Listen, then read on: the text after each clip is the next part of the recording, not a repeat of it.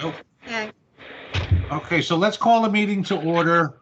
It is now 6:33 p.m. and will the secretary please call the roll of the IDA GICLIC members, please? Joe Giuino, Here. John Tetta, John, John, mute. John, unmute yourself. There you go. Can you? Oh, there you go. Present. Jim Capiello, Present. Vincent Hartley,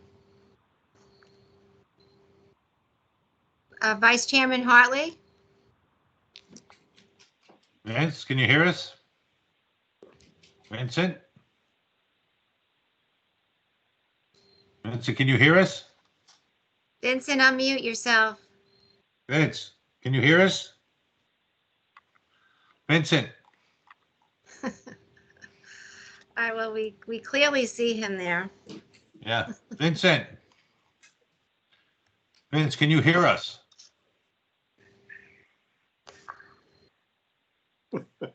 Vincent? Okay. I don't know how else to do this. Vincent, do you hear us? Maybe somebody want to give him a call on his phone? Vincent, can you hear us? Yes. Yeah, we're taking the roll. We're taking the roll. Okay. Are you here? And Chairman Tanky. I'm here. Vincent, I was waving at you. I was trying to get your attention. Okay. I'm sorry, my speaker's now working here, so I'm on how to dial in. Okay. All right. That'll work though.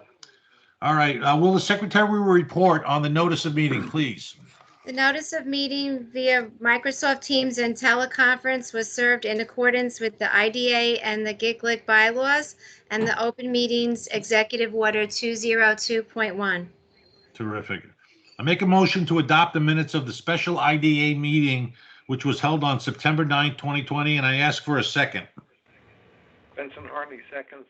Okay, that's Vice Chair Vincent Hartley seconding. Will the secretary please poll the board? Joe Giuino, Yeah, I just want to say while I was with clients and I couldn't make the meeting, I did watch the live stream, so would I. John Tetta, Aye. Jim Capiello. Aye. Vice Chairman Hartley, I vote aye. and Chairman Tanky. I vote aye. Okay, will Ann Fangman please present the executive director's report?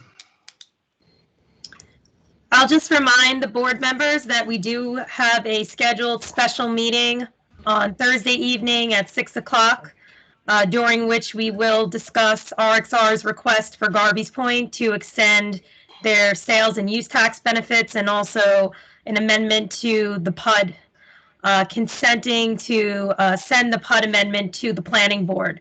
Those two items will be taken up on Thursday night at 6 p.m. and I hope that you can join us then. All the materials from that meeting have now been distributed to the board members, and if there's any updates or any additional materials, we will certainly be sending them over the next day, but you should have everything now. Thank you, Ann. Is there anything else Thank we you. need to report on? No, I'm gonna keep pretty quiet tonight and give Margot the time she needs for the budgets.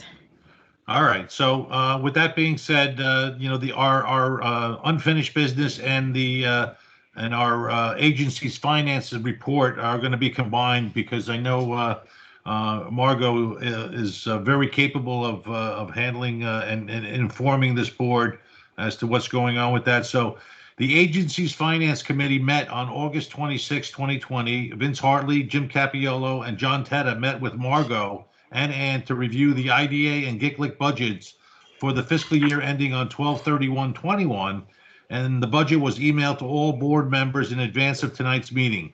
At this time, I'd like to ask Margot to walk the members through the summary of these budgets. Sure. Thank you, Mayor. Good evening, everyone. Just to recap, actually, I'd like to share my screen.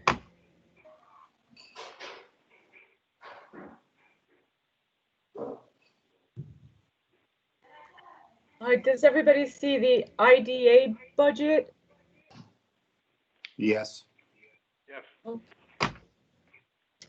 Great, thank you. So I'd like to start off. Does anybody have any questions from the copy of the budget that was emailed to you? Yes. Okay.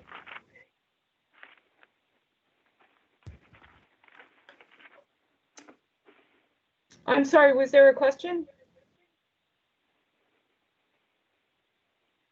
Done.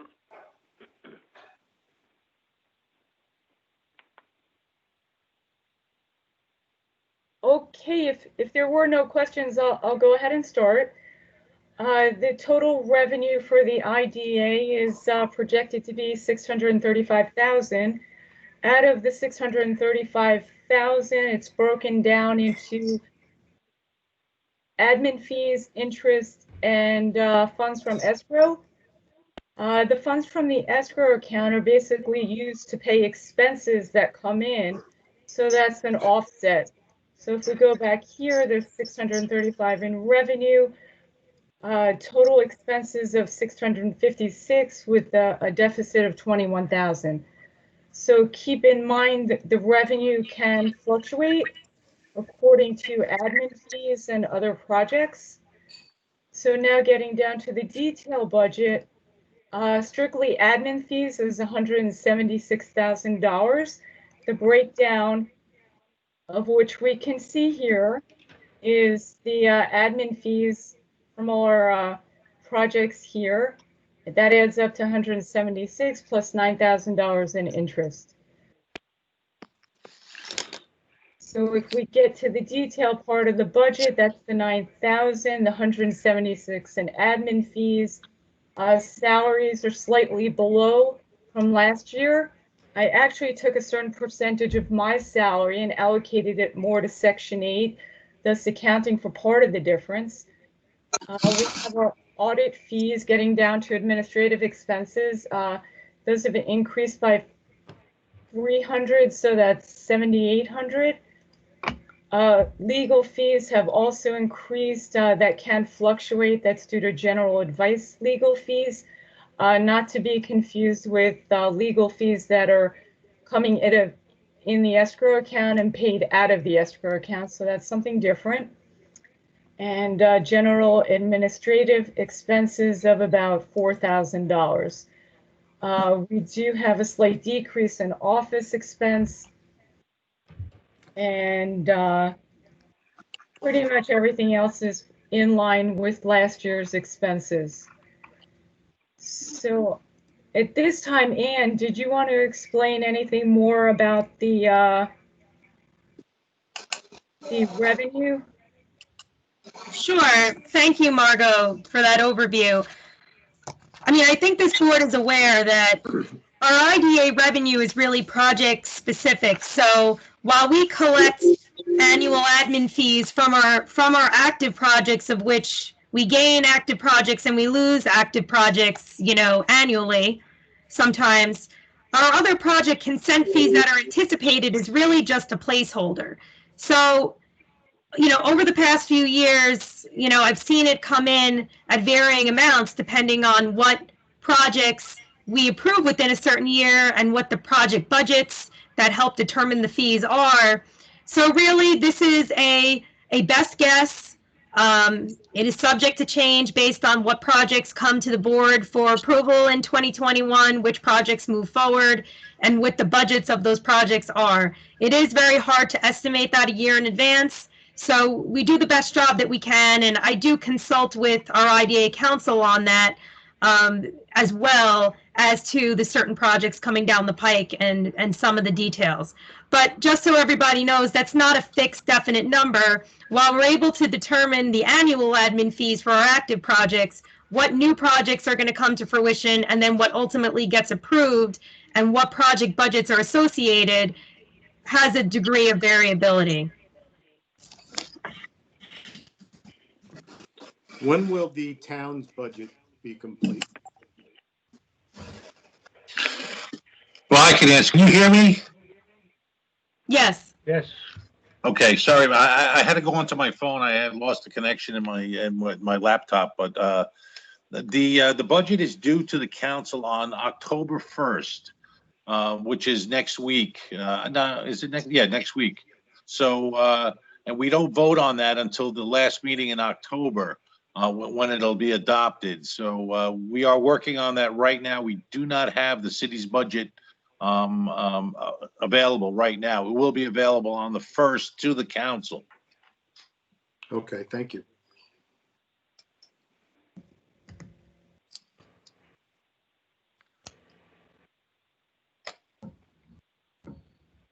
Okay, Margot, did you want to move on to the LEAC? Sure. Well, yeah, I just had a question, Margot. It's Joe Giuliano on the salary lines. Yeah, sure. I saw there. What are the raises that are anticipated or requested for this evening? There was a range between 2% and 7%. Okay. So there's a range of, depending upon the staff member. Yeah, I know we didn't get specifics on that. I see the line. I only got the backup with everything. Maybe I missed something that didn't have it for the actual per person raises that's being presented. But, you know, I'm going to offer an amendment that those wages get held back until the city determines its budget and see how the exempt employees in the city, they get treated. But I'll save that for when we get there. Okay. Yeah, from a pure optics standpoint, that might be a pretty good amendment to adopt. Mayor, if I may, since there's some question about that, there was a 2.5% cost of living adjustment that was proposed for the majority of employees. There were 2 employees for which we had requested some raises during the actual 2020 year that had been put off due to COVID, but that we included in the budget for 2021. And we had also proposed Margot Zildesi, who's done a phenomenal job with the budgets this year. We had actually, in her terms of employment, had put a $5,000 increase after her probationary period. That was factored in as well, and that explains the difference between the 2.5% that was proposed, sort of across the staff, versus 3 different individuals. So it covered the 2 increases that have been contemplated in early 2020 for 2 staff members that had been, you know, in play for a very long time before that. And it also included a raise for our finance officer, with the anticipation of going to become our chief financial officer in 2021. And that was also outlined in hiring terms. So, Mayor, I was just giving some context as to the proposed increases to the salary and budgets for a few of the individuals beyond what had been proposed as a 2.5%. Yeah, no, I understand. 3.5% in 2020 for 2020, so we had reduced it down to 2.5 for 2021. Yeah, I understand, but I also think that you know, you know, some of the board members are requesting is just a time for the city to pass their budget, and then revisit this and vote on it then, so that we have consistency in what we're doing with the exempt employees, both in the IDA as well as in the city budgets. That's all that is.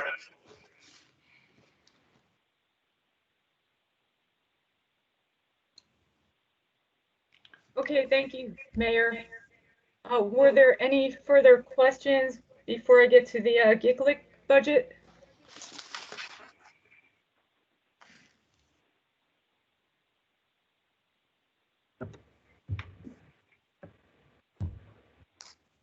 I don't think so. So go ahead, Margot, you can do that one now.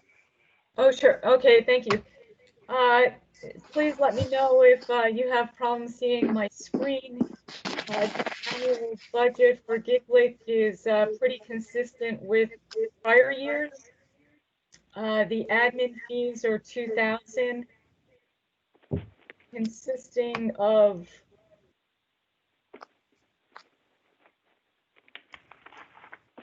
few admin fees from, bear with me a minute, of 2,000, interest of 1,500, and a deficit of $1,200. So this is pretty much in line with prior year budget, and no significant changes for 2021. So are there any further questions for Gislik at this time? Swipe, lick, spin, dry, slam, and still fresh. And still fresh. I'm sorry, there's a bit of interference coming through. I'm not Can- sure if that was a Can question. everybody please mute their phone, whoever's on by phone? May not- They can hear you too. Being great means being pretty bad for you. Soon, you'll be something else. Speaking a new language. Everyone could please mute their phone that's not speaking or that's not Margot, please. It's every class you can imagine. Live. Welcome back to America. You got this, John. And on demand. It's boxing. Hold on, let me find out where that's coming from. Give me 1 second. It's an interactive, goal crushing, whole family, whole body fitness machine. Pure fitness is at home.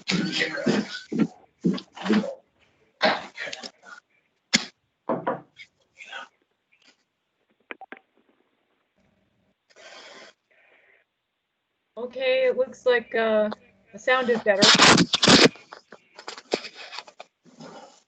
So at this time, please let me know if there's any further questions on either GICLIC or IDA.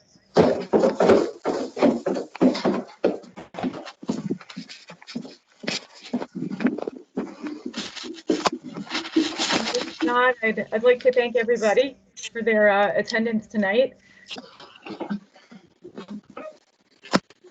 and for your time. Thank you. Okay. I think I found out what was going on. It was my phone that was still on.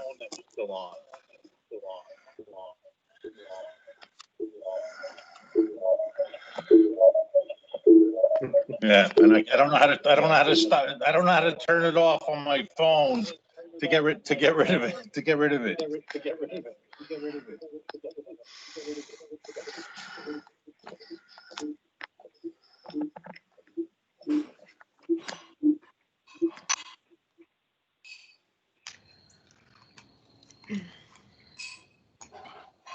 Okay. I think that did it. I'm sorry, everyone. That was a technical difficulty on my end. I apologize. Can everyone hear me now? Yes. Okay. Yes. I apologize for that. Okay. Where are we now? We're at new business, Ann? Yes, I don't have any new business this evening. Okay. So if there are no further questions, we'll move on to the resolutions. I think there was a motion that was being made by one or two of the board members. Do we have a motion? I think it was either Joe or John Tedder that were making a motion.